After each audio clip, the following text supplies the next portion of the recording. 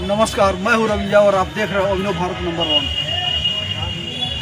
अभी बिहार में भरत तिवारी को लेके काफ़ी चर्चा हो रही है, क्योंकि वो समाज के लिए और निचले तबके के लिए उनको कटाव से विस्थापन के लिए वो लड़ रहा था। और उसका पहले का भी वीडियो मैं देख रहा हूँ कि वो समाज के लिए काफ़ी जागरूक था और उसके अंदर कहीं जाति धर्म का भेदभाव नहीं था। क्योंकि उस वीडियो में वो बोल रहा है कि मैं ही हिंदू हूँ, मैं ही मुस्लिम हूँ, मैं ही ईसाई हूँ, मैं ही SC/ST हूँ, मैं ही स्वर्ण हूँ और मैं ही दलित हूँ, और मेरे लिए सारे हिंदुस्तान, सारे लोग एक हैं।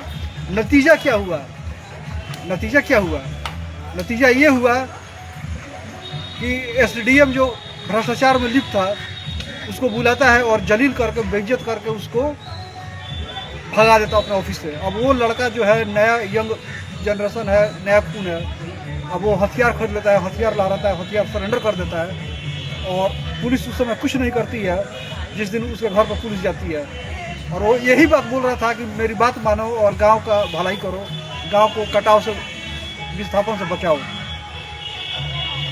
पुलिस वहाँ से लौट जाती है। रात में ये लोग मीटिंग करते हैं, जो भ्रष्ट SDM है, और ये लोग अगले दिन फिर जाते हैं और उससे बोलते हैं कि हथियार डाल दो। वो बोलता है कि भाई मेरा कोई व्यक्तिगत झगड़ा नहीं है और ना मैं कोई क्रिमिनल हूँ, मैं अपने गांव के लिए और दलित भाइयों के लिए लड़ रहा हूँ। हथियार वो दे देता है, लेकिन उसके बाद क्या होता है अंजाम कि उसको मार दिया जाता है, हत्या कर दिया जाता है।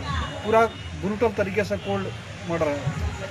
अब बाद में जब इसकी सच्चाई पूरा हिंदुस्तान, पूरा बिहार जानता है तो लोग दंग हो जाते हैं कि भाई वो तो दूसरे के लिए अपना जान दे दिया।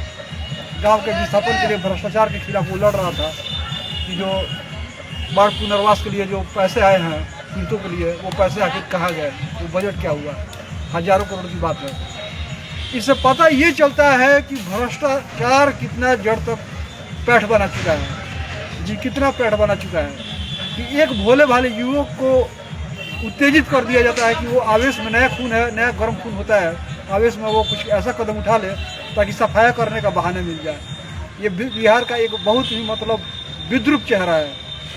और सबसे बड़ी बात क्या है कि भाजपा का सरकार दिल्ली में भी है और यहाँ भी है, लेकिन एक भी भाजपा के लोग जो पद पर हैं, मंत्री हैं, विधायक हैं, सांसद हैं, वो लोग उसके दरवाजे पे नहीं जाता है। कौन जाता है वहाँ के दरवाजे पे?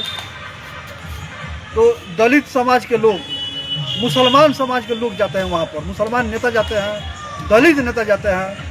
और आज बहुजन समाज का बहुत बड़ा महासभा होने वाला था, उसके सरकार के समर्थन में, वो भी नहीं किया जाता है कि भाई अन्याय हुआ है। तो ये मैं उदाहरण आपको दिया हूँ, ये उदाहरण है बिहार के हालात का। अब हम साल भर पहले चले जाते हैं। बिहार का पश्चिमी चंपारण जिला है, थाना है शिकारपुर, गांव है रखई बैरिया। वहाँ पर एक बच्चों को पढ़ाने वाले, किराना दुकान चलाने वाले सलालुद्दीन रहते हैं। उनका एक बेटा है 7 साल का, फैजान नाम है उसका। वो अपने घर के पास खेल रहा होता है गांव के बच्चों के साथ। जब शाम के समय, रात के समय भोजन का समय होता है तो गांव के बच्चे इधर उधर खेलते हैं। गांव में थोड़ा सा लोग मिट्टी, बच्चे खुला छोड़ देता है कि धूल मिट्टी में खेलेगा तो स्वस्थ होगा। तो जब बच्चे खोजते तो बच्चे नवारत, बच्चे कहीं पता नहीं चलता है। जिन लड़कों के साथ खेल रहा था पूछा जाता है तो वो बोल रहा था कि हाँ हम लोग तो अपने घर चले गए, वो यहीं पे था। अब सब कुछ परेशान हो जाते हैं। पूरे गांव भर में खोजबीन होता है, खेत में, नदी के पास, इधर उधर सारी जगह तलाशी लिया जाता है, बच्चा नहीं मिलता है। गांव में कुछ लोग ऐसे संदिग्ध हैं जो कुछ गलत प्रवृत्ति का, आपराधिक प्रवृत्ति के लोग हैं, इन पर शक जाता है। सलाउद्दीन और उनका परिवार जो है शिकारपुर थाने में जाता है। वहाँ के थाना प्रभारी ज्वाला सिंह को बोला जाता है। डॉग स्क्वाड आता है, कुत्ते को कपड़ा सुखाया जाता है, बच्चे का जो कपड़ा है वो कुत्ते को सुखाया जाता है। कुत्ता 5 बार इधर उधर घूमते हुए फिर वो जो संदिग्ध लोग हैं जो तो घर से फरार है, उनके दरवाजे पे कूदा जाता है 5 बार। पुलिस उन लोगों को बुला के थाने में तीनों से पूछताछ करती है।